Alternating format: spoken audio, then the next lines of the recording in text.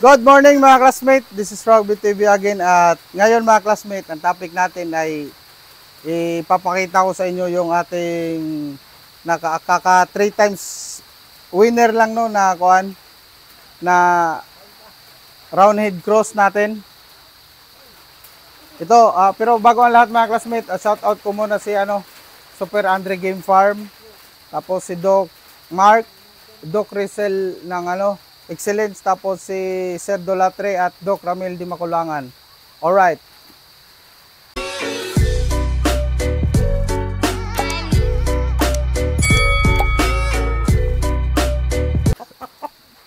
So ito mga classmate, ito yung sweater round head natin na crosses yan. 3 times winner.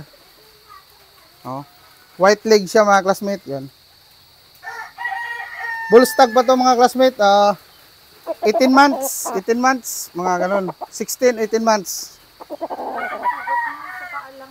Ito, mayroon din dito. Yan Ito yung huli. Yung Dangri round head is dalawang klase yun mga classmate. May claret side, tapos may lazy side, no? Lazy round head na side.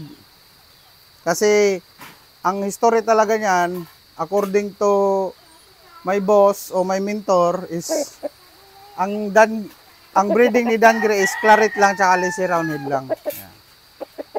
So, ang origin nito mga classmate is galing pa talaga kay Bibot Oy o kay Sir Bravo, no? So, kaya nung bago ako magmanok, inano ko talaga mga classmate na mag-start ako sa 5K sweater round head. Tapos Milsims hats sana yun kasi Milsims hats yung ibibigay sana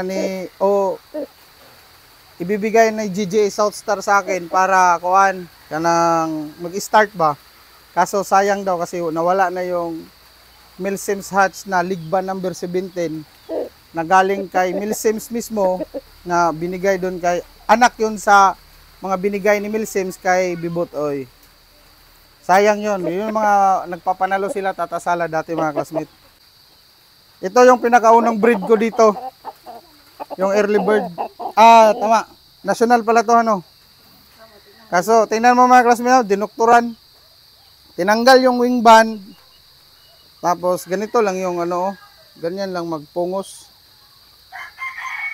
Kasi, sinasali-sali lang sa mga 2 hits mga classmate ba? No? Na-upload ko na rin yung nito mga classmate, yung sparring nito sa Bilibili.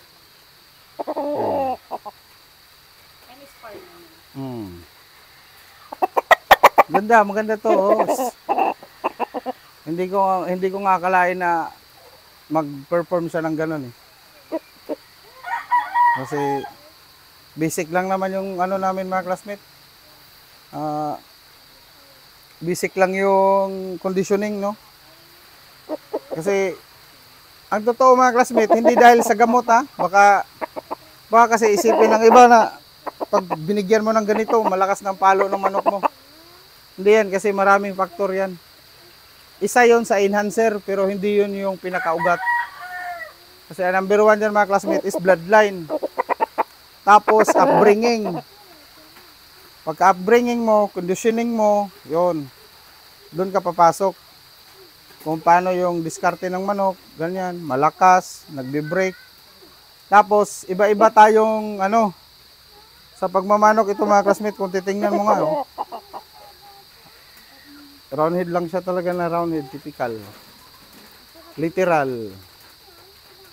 Hindi naman siya yung, pag tiningnan mo, high quality na, Hindi naman, sakto lang, Pag nakita ng po-anim. Kasi yung itsura.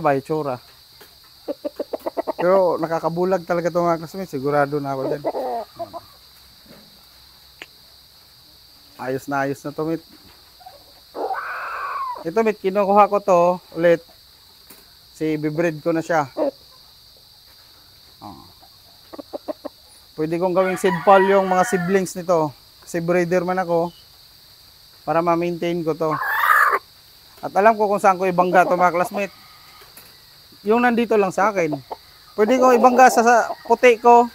Pwede kong ibangga ibalik sa sweater ko. No? Pwede rin ibalik sa Dan Gray. Round head. Crosses na siya. Crosses pa siya, hindi na siya ano. Pero pag ibalik mo siya, ibalik hanggang sa magiging seed fall siya, pwede naman. Kung ibalik mo siya nang ibalik sa Dan Gray. Kasi 50-50 siya eh. 50-50 man to. Pwede mo salpakan ng hatch. Yan. Pero ang maganda nito, ang ano nito mga classmate, the best, ibalik sa 5K sweater. Tapos yung anak nila, yun ang ibalik mo ulit sa ano. Ibalik mo pa ulit sa 5K sweater or sa Dan Gray na. Yung mga crosses na yan. Pwede na yan eh. Kung ano yan. Technical na yan. Masyadong kung ano yan technical na mga classmate mo kay malayo na ba? Oh? Ito lang to mga classmate. Katawan, buto. Kumpleto na manok yung tayo kaya nito. Sakto lang tayo nito eh. Lapit mo han. Okay, para makita. Ibaba mo yung cam.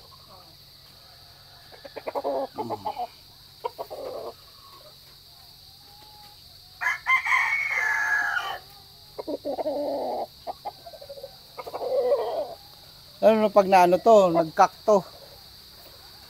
Napansin talaga dito mga classmate pag may cross na Dan Gray. Once na mag 2 year up o kahit bull stag, doon talaga makikita yung ano nila.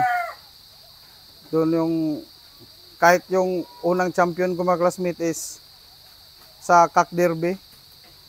Yung yellow legs naman na Dan Gray. 13 months versus 5-year-old. Oh, kaya nila makipagsabayan. Depende rin sa kalaban, siyempre. Pero pag mga big time din yun, ay hindi rin naman malalaban ng ganun yun mga classmate. Parihasan ng edad, payag ako. Ano tayo dyan, sabay ako dyan. Sabay ako, makikipagsabayan tayo dyan. Pag manok lang ang usapan. Pero pusta, hindi ako makikipagsabayan mga classmate. Kasi kahit na yung mga big time kasi mga classmate, kahit matalo pa yan ng isang buwan, hindi yan tataob. Tayo, matalo lang tayo ng 2 araw, 3 araw, taob na tayo. No? So, yan lang yun. Ito is pointers lang to mga classmate ha. Ano lang to, para at least ma-share ko rin sa inyo yung mga nangyayari dito. At alam nyo na. Kasi mahirap naman kung solohin ko to. Hindi ko rin madadala. At least ngayon na-share ko sa inyo. Paano yung meeting dito sa sa farm. No? So, ito. So, yun lang mga classmate. More wins, God bless, and mabuhay lahat ng sabongero.